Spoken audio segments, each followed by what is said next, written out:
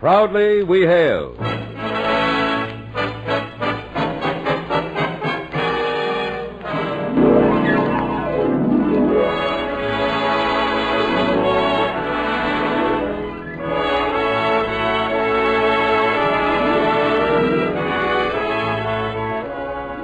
From New York City, where the American stage begins, here is another program with a cast of outstanding players and featuring Louis Van Ruten.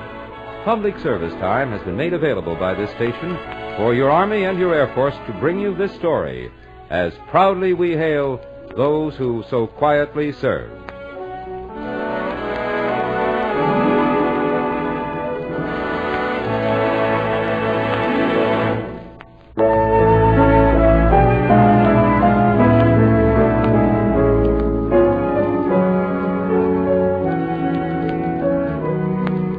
Our story is entitled Secret Battle.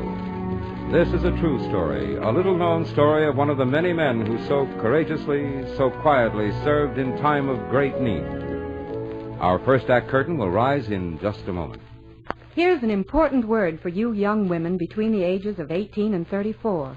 The WAF, Women in the Air Force, need qualified personnel to serve the United States Air Force teams. There can be an exciting future for you in Air Force Blue. So why not visit your nearest United States Army and United States Air Force recruiting station for full details now.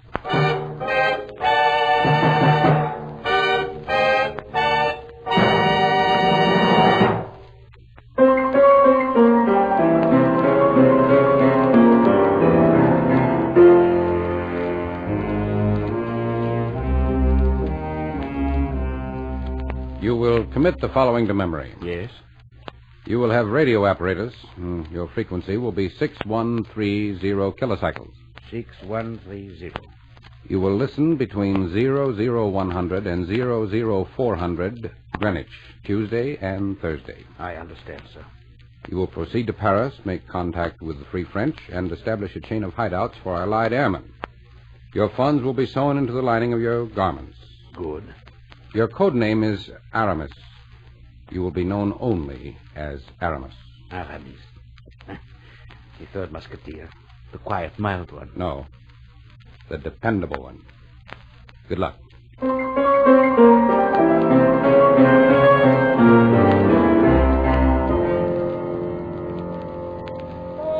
They fought and won a battle at a place called El Alamein. You know the name. You know the Battle of the Bulge, Iwo Jima, Bataan, and Heartbreak Hill. But what about the secret battles? The men who willingly risked their lives to wage battles of stealth, of cool nerves, of split-second decisions to secure information vital to victory. This is such a story. The story of a secret battle which occurred during World War II. This is a true story. Listen.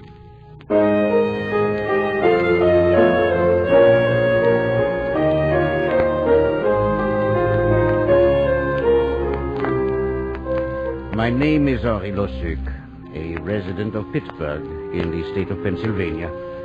Born in France, yes, but an American. My business and my hobby are one and the same thing. I make my living as an art director, and I have always painted.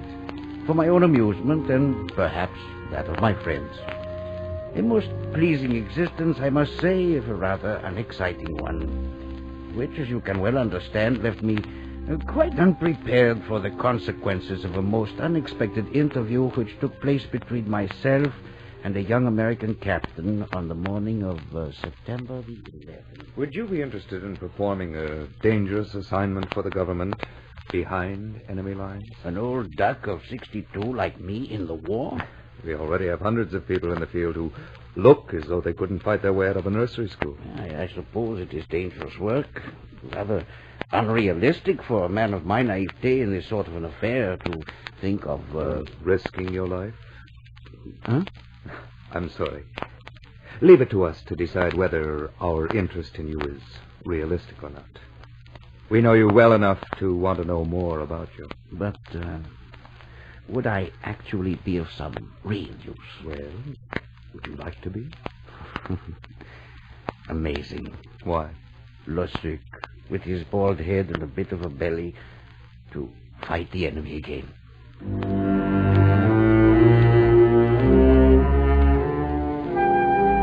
In due time, I was flown across the Atlantic by bomber and stationed at Chipping Norton, 45 miles from London. Almost immediately, I saw that I was being treated differently from the others. The younger men who were being put through basic training in connection with guerrilla work, special technical services, and counter-espionage. They were worked hard. And what did they do with Losuk? They made him a teacher, an interpreter of French. Of course, I found time to paint, but after all, I could have done that in Pennsylvania. What were they doing with me? They must have some plan. I could not help feeling depressed, impatient, unhappy, until one afternoon.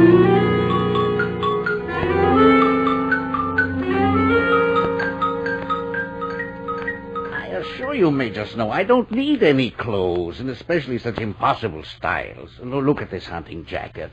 I don't hunt, and I wouldn't be caught dead in anything this flashy. You'll not only wear them, but you'll like them, too.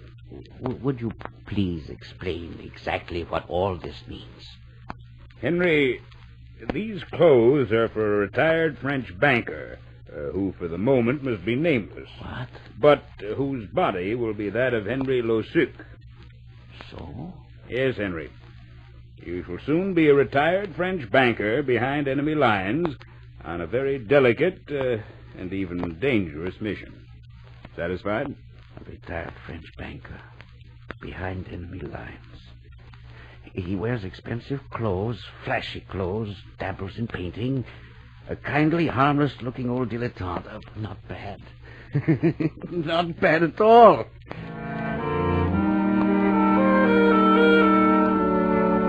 Action soon followed. When my clothes and personal effects were ready, I was brought down to London and was taken to a rather ordinary flat on Sloane Square. There I was briefed, given my code name Aramis, then driven to Weymouth, where late in the evening I boarded a corvette, which took me across the channel to a point 400 yards off the coast of France, the fishing village of Saint-Roch. I left the corvette in a rubber boat. There was rain and high winds, as the colonel had predicted, and the cliffs. When I reached them, the rubber boat was almost torn apart before I could get my most precious possession out, my radio. But I got them out, and I began to climb. It was tough going, really tough going. Rocks were sharp, but I climbed, and finally I reached the top when I tripped and fell. Oh, my ankle, and my radio. My radio. Gone. There I was, a 62-year-old American at the top of a cliff in a raging storm, in a France crawling with Germans just before the invasion, unable to walk, unable to contact anybody, charged with a mission that I had somehow to accomplish, alone and unassisted. The morning was warm. The countryside golden with the promise of harvest. My discouragement began to diminish. I bound my ankle with handkerchiefs, changed my clothes, limped my way into town, and came down the main street. I headed immediately for the railroad station. I was determined in some way to do my work, radio or no radio, in Paris.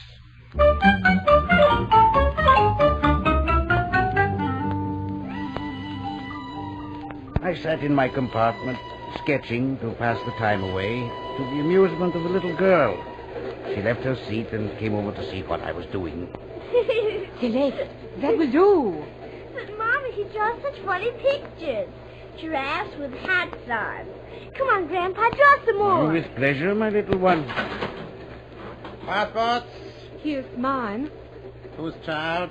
Mine. Now, hurry up, old man, your passport. Here. Uh-huh. Pierre Chautin, Lyon. Herr Chautin, your hunting jacket tells me that you are a gentleman. My father had one. You will pardon me for being sentimental, but I will give you 5,000 francs occupation for it. What do you say? Well, it is not a question of money. Very well, then. I think it needs examining. Might be carrying documents. I shall examine it and return it to you after I have done so, which might be some time. Now, take it off. Please, I am an old man. I see I shall have to help you remove it. Mama, make him stop. Sergeant! Sergeant Werner! Is this again your trick of anarchistic looting when you should be making a spot check? This plane is coming to Paris. Who knows what enemy is aboard, and you stand here bothering with an old man. Finish your work. Snell. Yes, sir. Yes, sir, Major. What did he want? My jacket. He risked my displeasure for that old rag?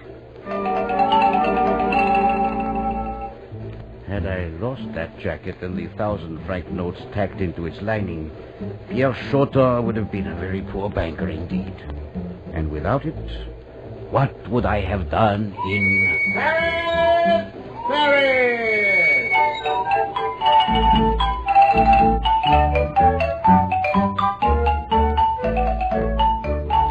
Paris, in the spring. What greater experience for a man.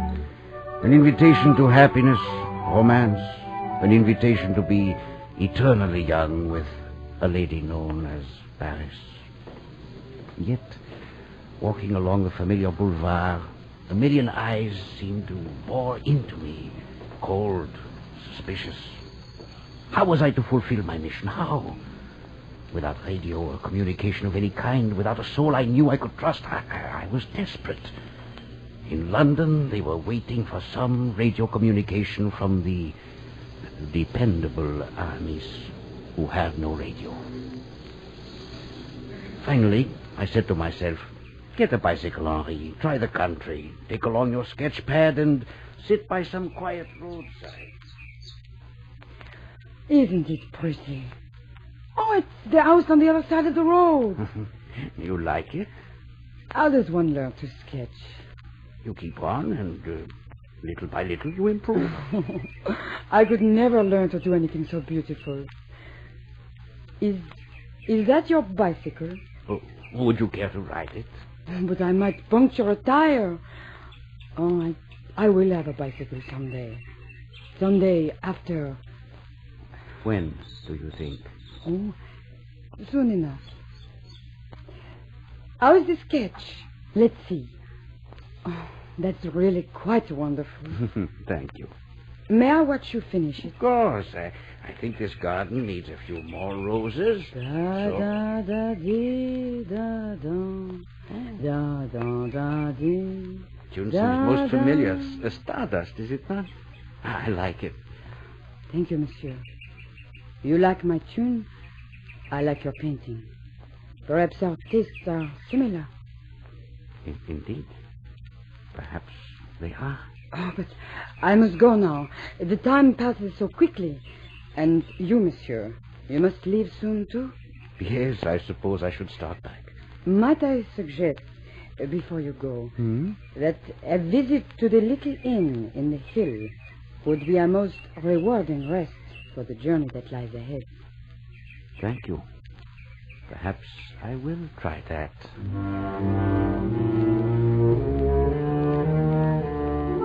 What did she mean? Was she trying to tell me by humming an American tune that she listened to the forbidden shortwave Allied radio? Was her suggestion something more than a friendly remark, or was I, in desperation, clutching at straws of imagination? I slowly climbed the hill toward the modest little... Welcome, monsieur.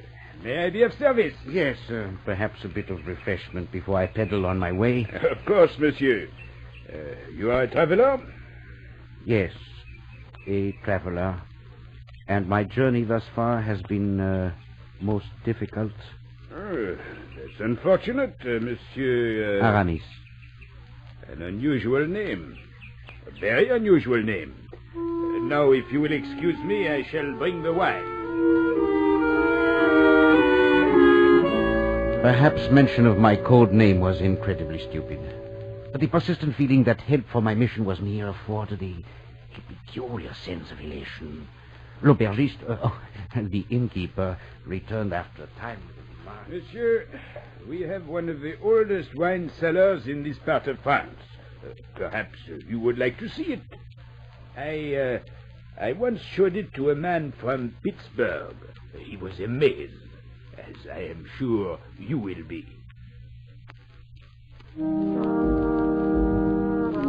The innkeeper's reference to a man from Pittsburgh There's no doubt in my mind that he knew who I was. But who was he? Was he a cautious representative of the Free French, or was he a traitor? I would soon know. For as these thoughts tortured my anxious mind, the innkeeper and I, his hand firmly grasping my elbow, approached a massive wooden door. It opened slowly at a touch. I stood still, transfixed, staring into the ugly muzzle of a gun.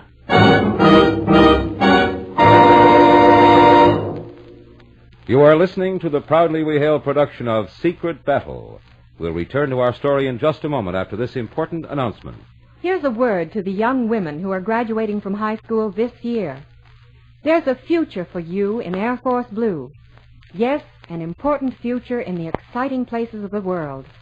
Today, the WAF, Women in the Air Force, is rapidly expanding to keep pace with our defense needs. If you are between the ages of 18 and 34 and can qualify, the WAF needs you. America needs you. You will be trained to do an interesting job, a job vital to the needs of our country. For full details about a future for you in Air Force Blue, visit your local United States Army and United States Air Force recruiting station today. You are listening to Proudly We Hail. And now we present the second act of Secret Battle.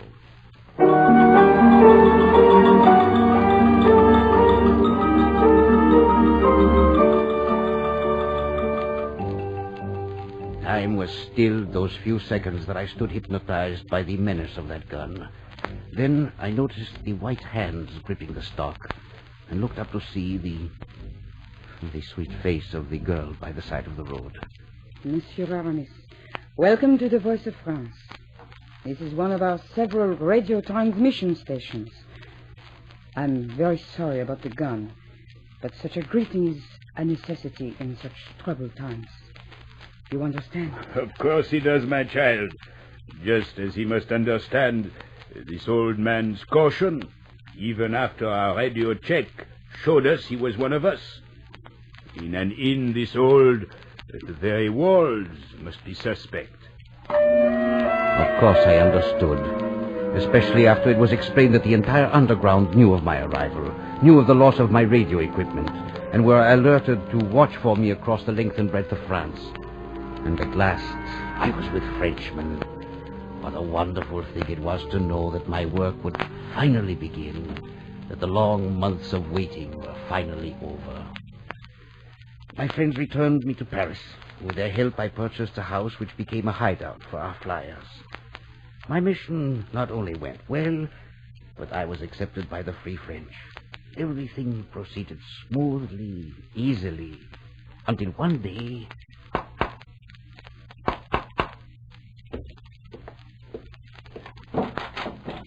Quick, let me in. Shut the door.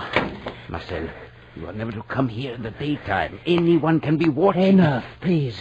We have a very grave problem. Our liberators are closing in, as you know. The day is not far. No, and we have our orders to rise up a few days before the Allied armies come in and take the city quickly, to save it from German spite and vandalism. But, Aramis, we are not prepared. Impossible. We must know their hidden defenses, where guns are hidden in church spires, where they have anti-tank guns in courtyards. We must have eyes. Many eyes to roam the town and see what must be seen. Yes, but you're underground. No, our people are too well known by now. They cannot impersonate civilians. Yet, this must be done. When do you need this information? We should have it now. It is a matter of life and death, for our comrades and the destruction of our city.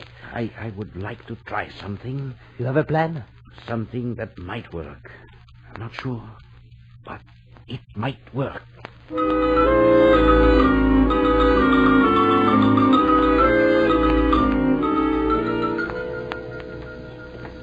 Papa, look at the bald man. He's drawing a picture of that building across the street. Yeah, but come, we must be going. See, Papa, everything just as it is. Everything? Yeah, Papa. So, Is this all you have to do these days, old man? To sit in the street with your easel blocking traffic? I hope I'm not disturbing you. But don't be impudent, you idiot. You paint in great detail. See, it is a pretty picture, Papa. Yes, it is pretty, but it's French. But look, Papa, here, right here. Take your hands away from all the greasy paints. And you come with me.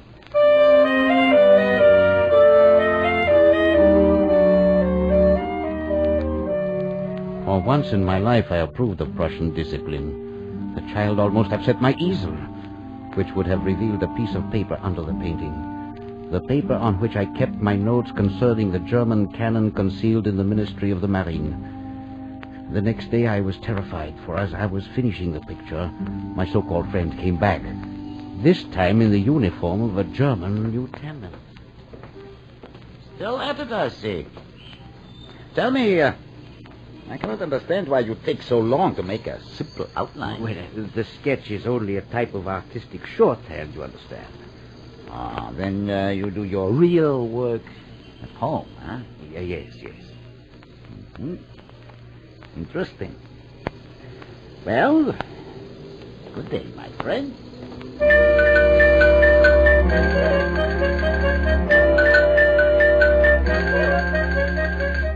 The German lieutenant had come twice, so I moved to the Place Notre Dame.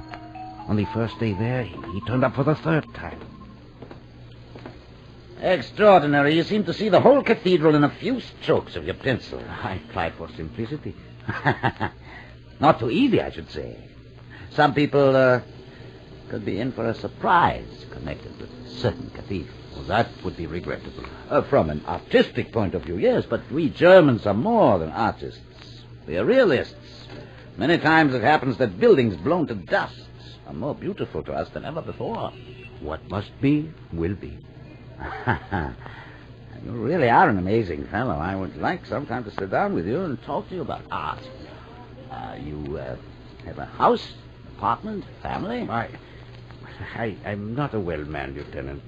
This is my only cure, to sit quietly by myself and sketch. Wow. Too bad. Wiedersehen.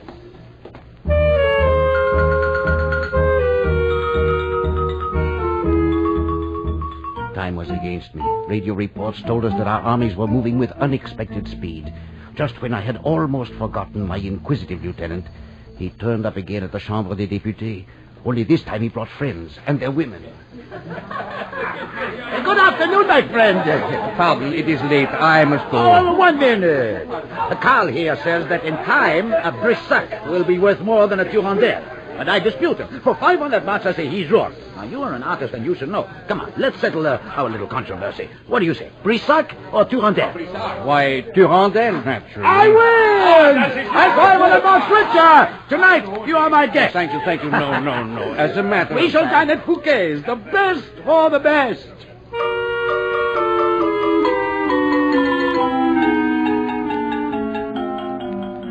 My pockets bulging with secret information, I pretended to enjoy that dinner. What was their game? Were they actually as harmless as they pretended? When they insisted upon taking me home, I knew I would have my answer. Safe and sound delivery home. Thank you for a rare evening. Now, if Nonsense! Come on, why don't you? Don't be so formal. Help our friend into bed. Undress him as though he were a small baby. like my small baby was shy. That is not necessary. Thank you. You deserve the best of care, my boy. Please. Come on, boys. Help me undress him. Take his shoes. That fell out of his pocket. A notebook. Carl, give me that. Pushing your nose into other people's business. Come! Let him sleep!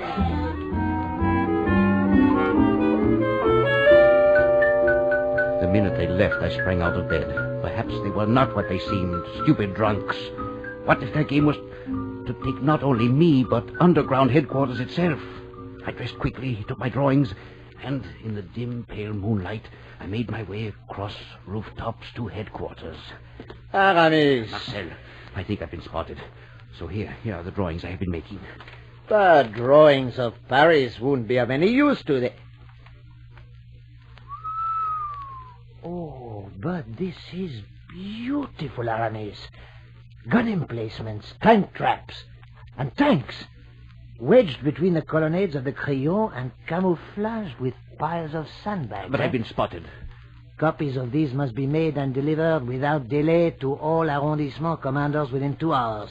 So quickly? Your timing is unique, Aramis. Leclerc's army is 2 miles from the gates. It does not matter if you've been spotted, for here we hit them at dawn.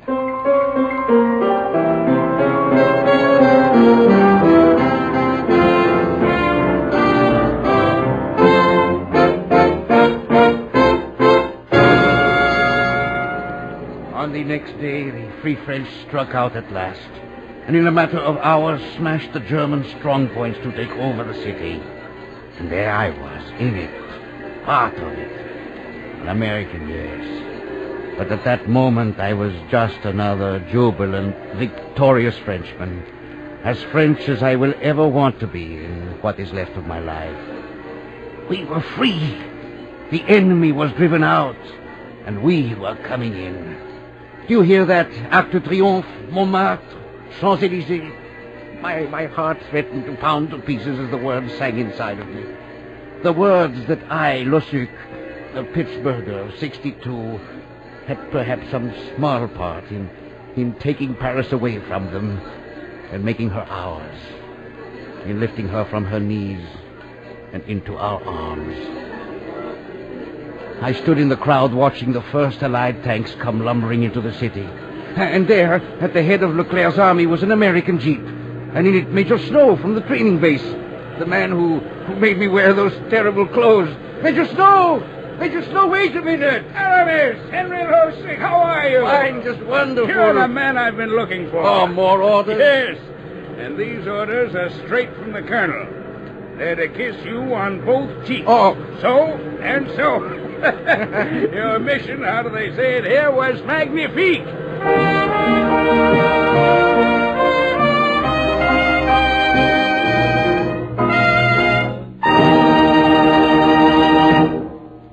Thank you, Louis Van Rooten, for a very fine portrayal. Now, here is an important message. Today, many patriotic American women are serving their country on the Air Force team, but more are urgently needed. The WAF, Women in the Air Force, is rapidly expanding to keep pace with the growing might of the finest Air Force in the world, and you are needed. If you are between the ages of 18 and 34 and can qualify, you are needed to fill an important job in the service of your country.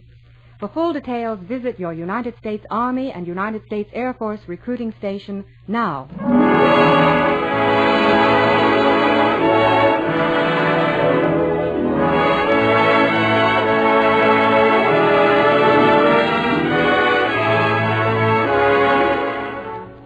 This has been another program on Proudly We Hail, presented transcribed in cooperation with this station by the United States Army and the United States Air Force Recruiting Service.